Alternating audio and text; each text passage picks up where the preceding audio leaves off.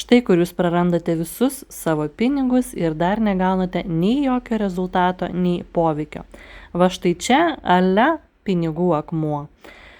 Toliau matote šitą žydrą ale turkis, kurio žemė yra tikrai labai mažai ir jo nėra tiek daug, kiek matote parduotuvėse.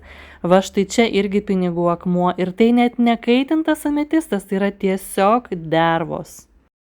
O štai čia yra dervos nuspalvintos, nudažytos, nupiešti juodi taškeliai. Va štai čia ale meilės akmuo, kur yra absoliuti plasmasė.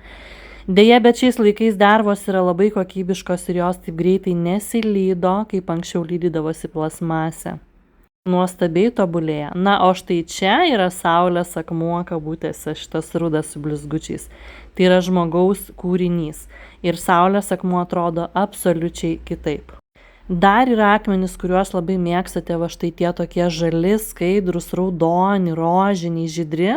Tai yra absoliutus stiklas, va štai čia irgi yra derva su kažkokia kita primaišyta medžiaga, nes yra svoris ir sunkumas.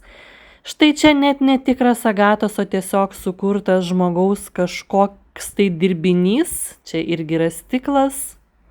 Tuos kristalus kuria įvairiausiai ir yra baisus padirbiniai, kur matosi, bet yra ir tokie, kurie nedirba su kristalais, neatskirtų. Labai mėgstate štai tokias karūnas.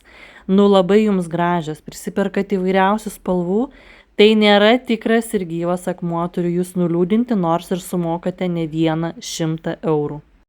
Kartais į tokius kristalų klasterius ar karūnas gali būti dėtas vienas kitas akmenėlis, tikras arba pirštelis, bet dažniausiai tai yra klijai ir netikri akmenys.